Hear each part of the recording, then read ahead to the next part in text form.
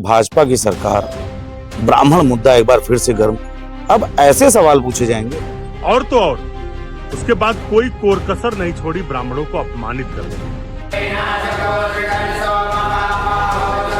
कि हमारे ऊपर अत्याचार, उसका कारण यही था कि हम एकजुट नहीं थे। कहीं ना कहीं दिखाया जाता था ब्राह्मण को, या तो पोपट टाइप का दिखा दिया गया, पोपट पंडित टाइप का बनाया जा रहा है कि वो वामपंथी हो चाहे वो कांग्रेसी हो, ये दोनों मिल करके करते रहे। अवस्थी साहब का कहना है, सीधे मुख्यमंत्री जी से सवाल पूछ रहे हैं, भाजपा वालों ब्राह्मणों की इज्जत कब करोगे? नया मुद्दा उठा, ये किसी का जानबूझ करके अपमानित करके और सरकार को बदनाम करने का मुझे ये षड्यंत्र लगता है। ब्राह्मण समाज को अपमानित करने का ये जो षड्यंत्र मुझे दिखता है कि वो नाराज होकर के और भाजपा से दूर जाए। उत्तर प्रदेश की राजनीति में एक बार फिर से ब्राह्मण शब्द खूब ज्यादा चर्चाओं में। दरअसल आज उत्तर प्रदेश पुलिस की एसआई परीक्षा थी और इस परीक्षा का एक प्रश्न पत्र का सवाल वायरल होता है और इसके बाद खूब ज्यादा राजनीतिक सरगर्मियां बढ़ जाती। सवाल भी कुछ ऐसा था कि जिसमें बताया जाता है कि अवसर पर बदल जाने वाले के लिए वाक्यांश के लिए एक शब्द क्या होगा, और इसके विकल्प के तौर पर जो शब्द लिखा गया वो एक वर्ग की भावनाओं को आहत करने वाला था। जैसे ही यह पत्र सामने आया, मुख्यमंत्री योगी आदित्यनाथ से पत्र लिखकर सीधे इस पर कार्यवाही की मांग की अभिजात मिश्रा ने, भाजपा के नेता हैं। अभिजात जी, भाजपा की सरकार, ब्राह्मण मुद्दा एक बार फिर से गर्म। अब ऐसे सवाल पूछे जाएंगे। देखिए, जिस व्यक्ति ने भी ये इस प्रकार के प्रश्न को लिखा है, इसीलिए मैंने उस पत्र को माननीय मुख्यमंत्री जी के नाम लिखा है और मुझे विश्वास है कि इस पर कठोर कार्रवाई की भी जाएगी। लेकिन ये कोई पहली बार ऐसा नहीं हुआ है, लगातार ये बहुत लंबे समय से चलता आ रहा है। इस देश के अंदर जो हम लंबे समय तक गुलाम रहे, तो हम कभी जाति के आधार पर, कभी भाषा के आधार पर, कभी क्षेत्र के आधार पर और कभी रंग भेद के आधार पर बटे रहे। इसीलिए हम इतने लंबे समय तक गुलामी की दास्तां को, या जहाँ भी हमारे ऊपर अत्याचार, उसका कारण यही था कि हम एकजुट नहीं थे। उसी चीज़ को लेकर के देश की आज़ादी के बाद कांग्रेस पार्टी ने भी उसी फार्मूले को अपनाया और देश के अंदर जातिगत राजनीति करके वो अपनी सरकार को लंबे समय तक बनाए रखी। चाहे वो वामपंथी हों चाहे वो कांग्रेसी हों, ये दोनों मिल करके करते रहे। फिल्मी जगत में भी आप देखिए, पुराने समय की फिल्मों को देखिए। अभी इस दौरान तो ये सब चीज़ें एकदम लगभग ख़त्म होने की कगार पे आ गई हैं, लेकिन पुराने समय की पिक्चरों में आप यदि देखेंगे तो उसमें कहीं ना कहीं दिखाया जाता था ब्राह्मण को, या तो पोपट टाइप का दिखा दिया गया, पोपट पंडित टाइप का बनाया जा रहा है कि ये मूर्ख है, उसकी चोटी खड़ी हुई जा रही है। कभी ठाकुर को दिखाया जा रहा है बलात्कारी है, गुंडा है, माफिया है, अत्याचारी है, डकैत है। या बनिया वर्ग को उसमें दिखाया जा रहा है कि लालची है, सूदखोर है। इस प्रकार से मतलब सभी को अपमानित करने का एक कुचक्र ये वामपंथी लोगों का एक पुराना एजेंडा रहा है। लेकिन अभी जिस तरह से समय घटना जो आई है सामने, संज्ञान में आई है, मुझे लगता है ये क्योंकि नरेंद्र भाई मोदी जी ने इस देश के अंदर सबका साथ सबका विकास करके, कि सभी जातियों को एकजुट करके इस देश के विकास में सभी का सहयोग होना चाहिए, और सभी लोग कर भी रहे थे। देश की आज़ादी में भी सभी लोगों का योगदान रहा है। सभी जाति वर्ग के लोग देश की आज़ादी के संग्राम में सबने अपने जीवन को आहूत किया, संघर्ष किया, फांसी पे चढ़े। तो हम किसी भी जाति को छोटा या बड़ा नहीं कर सकते हैं। ये देश सबका है, सबने मिलजुल करके इसको संवारना है। अभी जो ये नया मुद्दा उठा, ये किसी का जानबूझ करके अपमानित करके और सरकार को बदनाम करने का मुझे ये षड्यंत्र लगता है।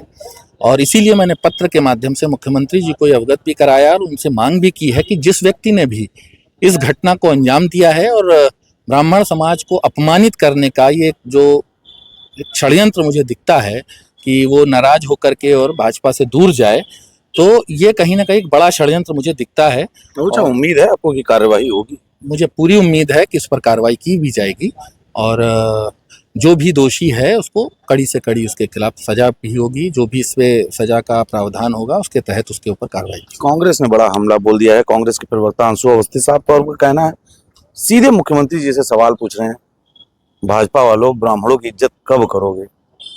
देखिए, वो प्रश्न पूछना सभी का मौलिक अधिकार है और सरकार से प्रश्न पूछा ही जाता है। जिसको पूछना वो पूछे, उसका उत्तर जो सरकार को देना है वो सरकार देगी।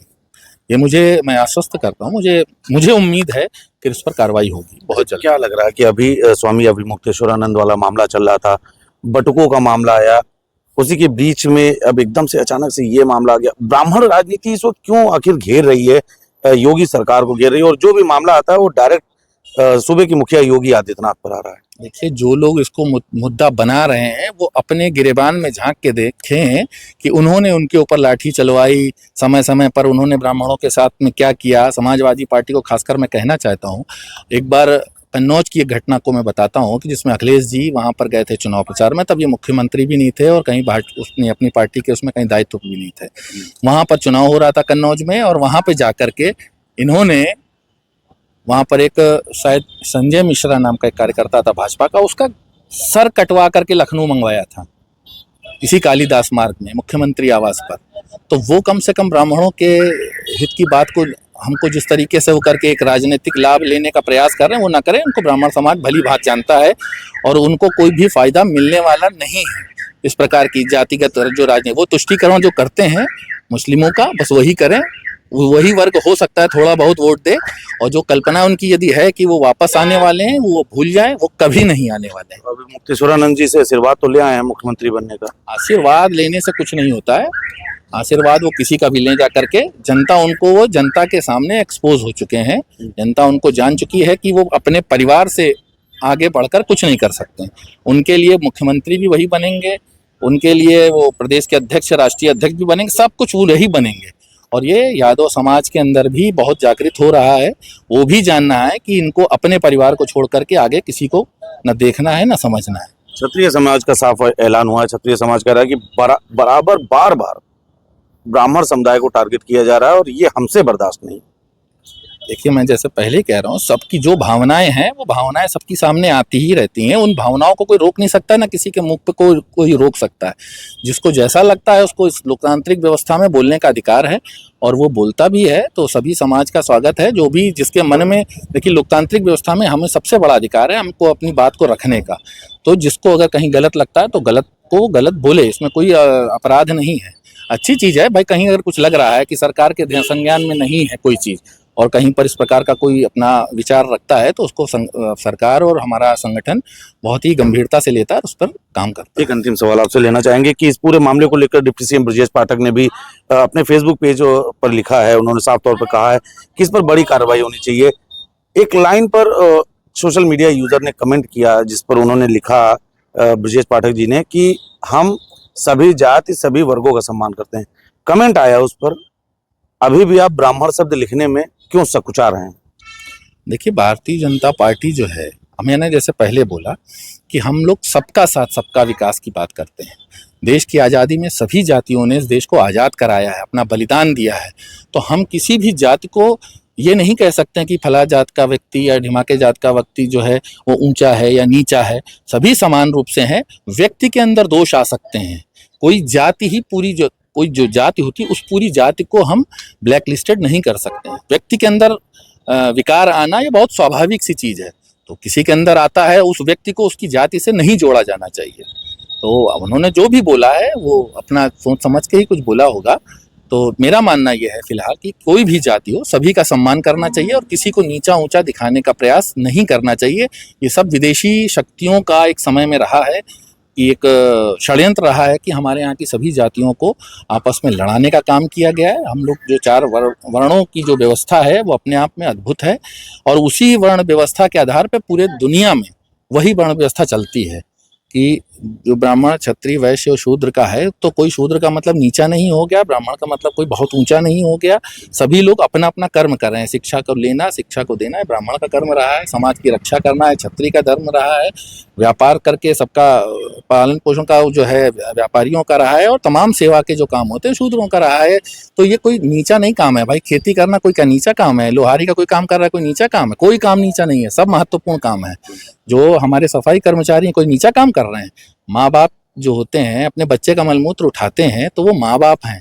किसी दूसरे बच्चे का आप मलमूत्र उठा सकते हो? नहीं उठाओगे। अपने बच्चे का उठाओगे। तो उस समाज की भी अपनी एक अलग जो है प्रेम है अपने समाज के साथ में, वो भी कर रहा है, सफाई भी कर रहा है, सब कुछ कर रहा है। तो इस चीज़ को लेकर के कभी आपस में वैमनस्यता नहीं आनी चाहिए और भगवान की कृपा से हमारा देश बहुत आगे बढ़ रहा है और निश्चित रूप से दुनिया की सबसे बड़ी ताकत बनकर के हम उभरेंगे।